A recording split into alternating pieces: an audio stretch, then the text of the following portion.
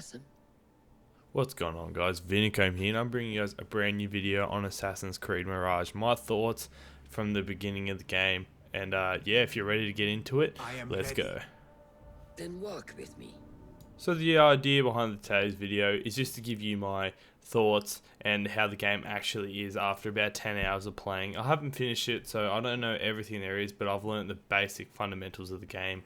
And if a lot of people like myself, I was put off by a lot of the reviews and stuff. Apparently this was meant to be a DLC for Valhalla that just got extended.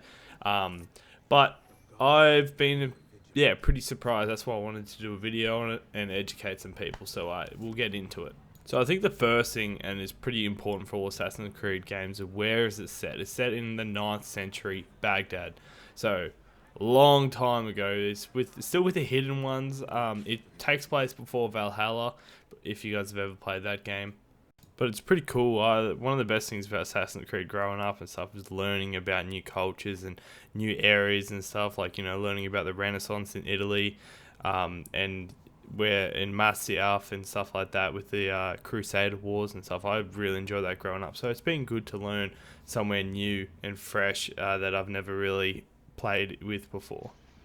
The only thing about maybe picking Baghdad is they've got Assassin's Creed Origin, Assassin's Creed Odyssey. They're all RPG desert kind of games, and you're in the desert again. I get the Valhalla was in the desert. You were very much in the wild, like with green grass and farmlands and stuff like that. But I don't know about this whole desert thing anymore. I think they need to start moving away from that, which I think the next one's going to be in Japan, so that's pretty cool.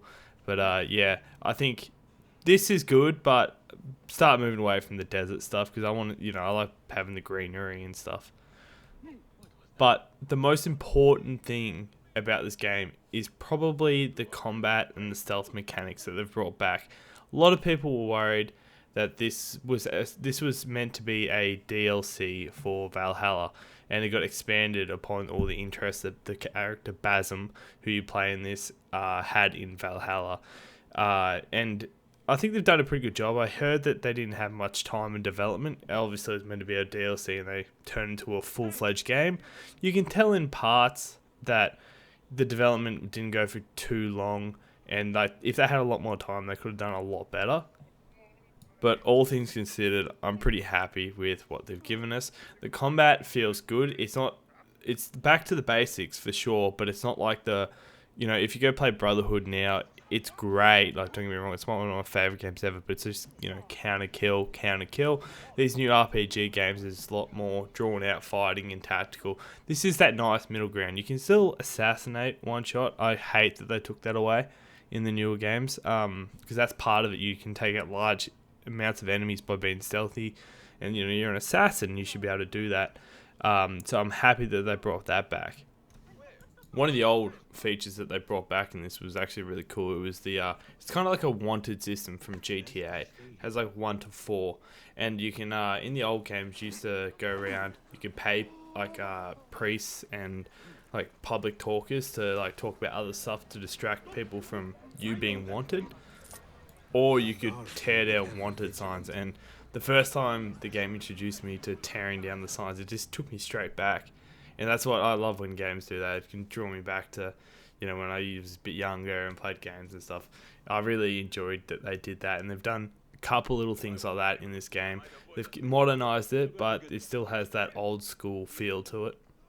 And also, by changing the size of the map is like, it's in a couple little cities, but it's like much more condensed, and that means I feel like you're still getting the same value, but in like a smaller setting than these big RPG games where you do stuff, it doesn't really matter. It feels like, stuff affects the city and whatnot when you're doing it, and it's just more of it feels like you get to know every street where you can jump up and stuff, instead of, having no idea where you're going and just freestyling it.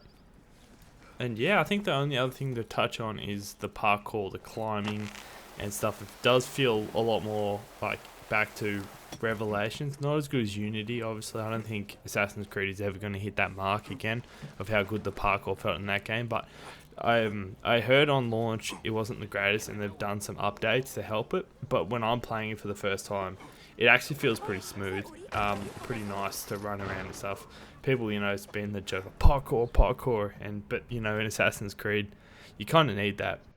But yeah, I just wanted to keep it short and sweet because I'm not too far into the game, but they're my first initial thoughts. Tell me what you guys think. Have you guys finished the game? Is it better than the new generations of Assassin's Creed? Are they heading in the right direction with this game? I believe so, but we'll wait and see until I finish it.